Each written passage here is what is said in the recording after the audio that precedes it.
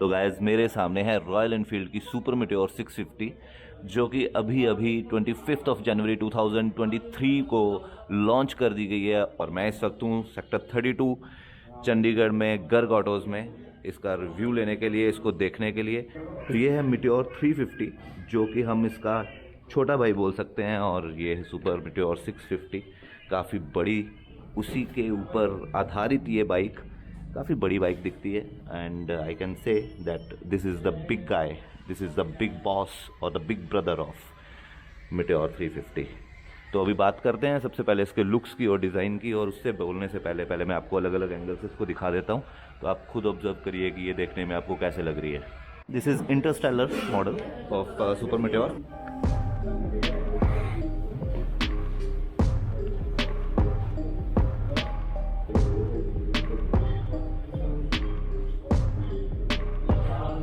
तो गाइज़ अगर डिज़ाइन की बात करूं तो बहुत ही अच्छे लुक्स हैं इस बाइक के, देखने में बहुत ही प्रीमियम दिखती है, काफ़ी बड़ी दिखती है, काफ़ी बल्की दिखती है।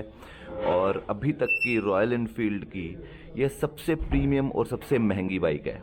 लुक में अगर मैं बोलूं तो हाँ, मेटेओर 350 से काफ़ी कुछ इनहेरिट है, लेकिन फिर भी बहुत कुछ आपको नया मिल जाएगा इसके अंदर, जो कि मैं आपको दिखाता हूँ कि इसके अंदर आप जब फर्स्ट लुक देते हो इसको तो बड़ी क्लियरली कुछ चीज़ें आपको दिखती हैं। सबसे बड़ा चेंज जो इसका इंजन है, and this is 648 CC parallel twin engine. ये सेम वही इंजन है जो कि कॉन्टिनेंटल जीटी और इंटरसेप्टर 650 के अंदर आपको मिलेगा, लेकिन क्योंकि ये रॉयल एनफील्ड की क्रूज़र सेगमेंट की बाइक है तो रॉयल एनफील्ड ने इसमें कुछ ट्यूनिंग का पार्ट चेंज किया है। जो इसकी मैक्सिमम पावर और मैक्सिमम टॉर्क फिगर्स हैं वो थोड़े कम आरपीएम के अंदर अचीव की गई हैं। तो मेटेओर 650 की पावर और टॉर्क फिगर्स कुछ ऐसी हैं कि इसके अंदर जो हमें मैक्सिमम पावर जो डिलीवर होती है that is 47 PS of power, और जो टॉर्क है that is 52.3 Nm of torque. अब इसके अंदर जो ट्यूनिंग की मैंने बात की थी उसके अंदर ये है कि जो इसके मैक्सिमम पावर है वो हमें अचीव करवाती है ये बाइक 7200 आरपीएम के अप्रॉक्स में, और सेम जो टॉर्क फिगर्स हैं वो इसके अंदर मिल जाती है 5600 आरपीएम के अराउंड। तो इसका मतलब ये हुआ कि जब हम इसको राइड करेंगे तो जो इसकी मैक्सिमम पावर और मैक्सिमम टॉर्क डिलीवरी है वो हमें बड़े कम आरपीएम के अंदर, बड़े कम थ्रोटल के अंदर ही अचीव हो जाएगी। तो यानी कि ये अपनी मैक्सिमम पावर और मैक्सिमम टॉर्क के अंदर, अपनी फुल कैपेसिटी के अंदर बड़ी कम आरपीएम के अंदर हमें मिल जाएगी, जो कि बहुत ही अच्छी और प्रैक्टिकल बात है।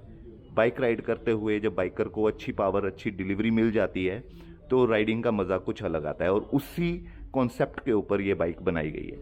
तो अब बात करते हैं कुछ चीज़ों की जो कि सामने से दिखती हैं इस बाइक की, नहीं हैं, तो उस पर हम बात करते हैं। सबसे पहले तो ये जो हेडलाइट है, ये मेटेओर के अंदर या फिर रॉयल एनफील्ड के अंदर सबसे पहली बार एलईडी लाइट हेडलाइट इंट्रोड्यूस करी गई है। 15.7 litre of tank, low slung seat, और ये दोनों सीट जो राइडर और पिलियन को मिलती है this is different than Meteor 350। Parallel twin engine which is 648 CC, और यहाँ पे आपको ये रेडिएटर पार्ट भी मिल जाएगा। ये भी आपको मेटेओर, अगर आपने मेटेओर चलाई है तो थोड़ा सा डिफरेंट आपको दिखता है।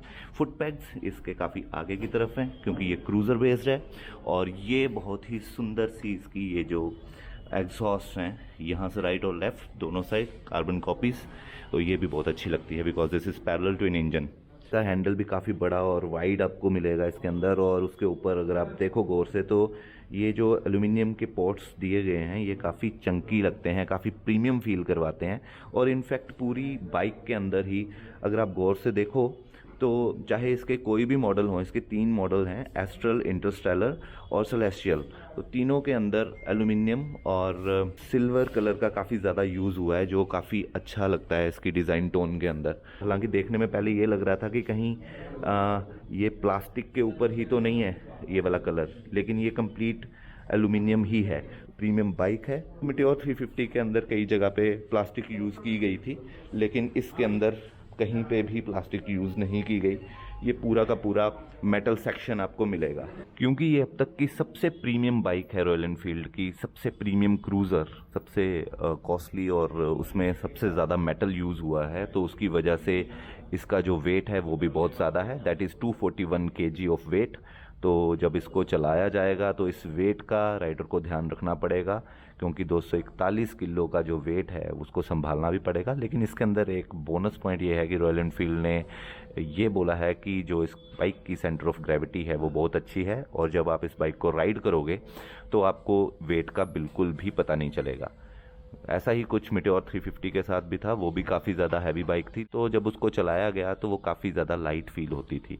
That is because of the engineering done by royal Enfield.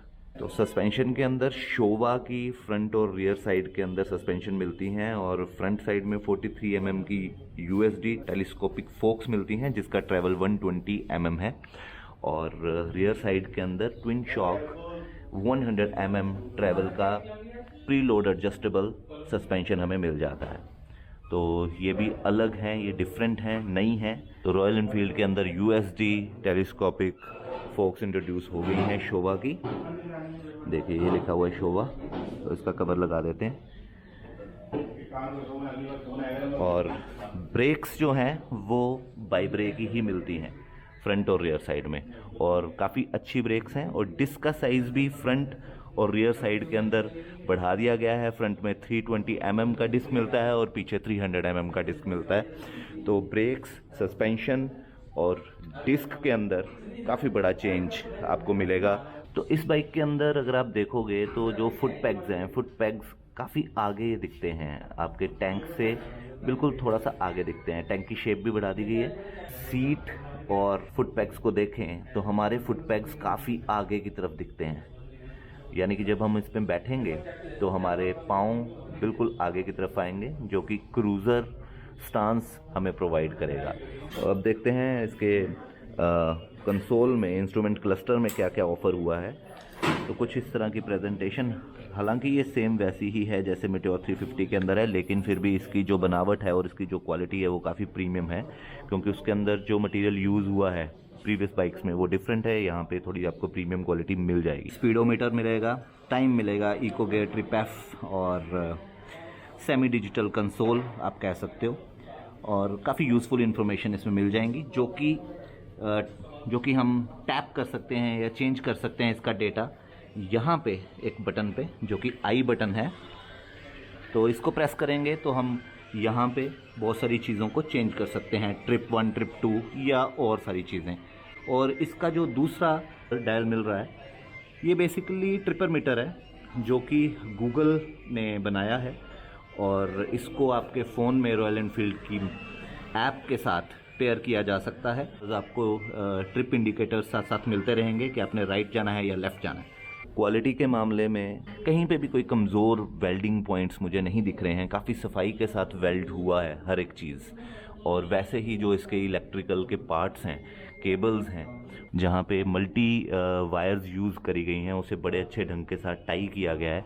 तो कहीं पे भी कोई ऐसी चीज़ लूज़ दिखती नहीं है, देखने में ऐसे काफ़ी कॉम्पैक्ट सा लगता है एरिया सारा। तो उसकी वजह से क्वालिटी सेक्शन बहुत अच्छा है, और पेंट क्वालिटी भी बहुत अच्छी दिखेगी, चाहे वो टैंक हो, चाहे वो फ्रंट मडगार्ड हो, और चाहे वो रियर मडगार्ड हो। पेंट के अंदर भी किसी भी तरह की कोई प्रॉब्लम नहीं दिखती है।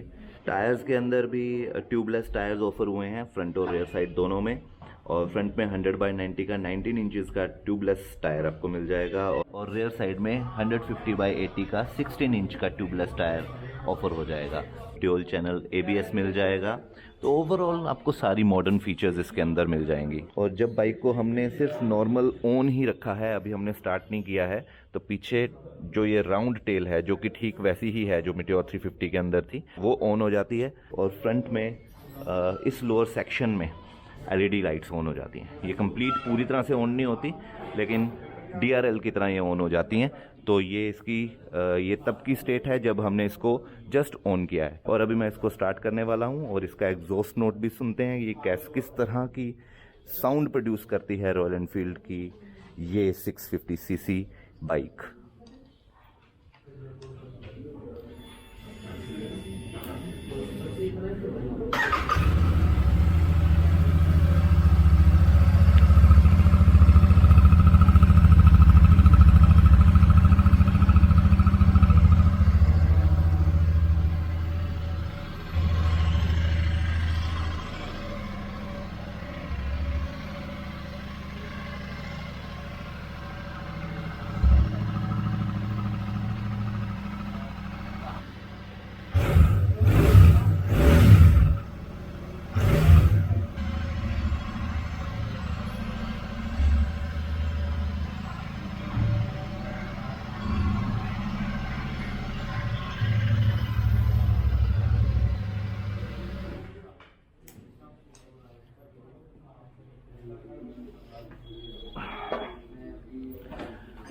तो आपको एग्जॉस्ट कैसा लगा मीटियोर 650 का कमेंट सेक्शन में जाके ज़रूर बताइए, लिखिए इस बाइक के बारे में।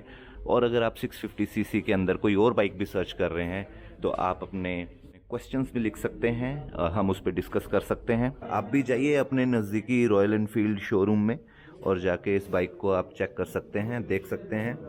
और फिर भी अगर आप किसी भी तरह का कोई क्वेश्चन या किसी भी तरह की आपकी क्वेरी है तो आप मुझे लिख सकते हैं, मेरे कमेंट सेक्शन में जाइए और इस वीडियो को लाइक, शेयर और मेरे चैनल को सब्सक्राइब ज़रूर करिए। कम है यार, बहुत कम है।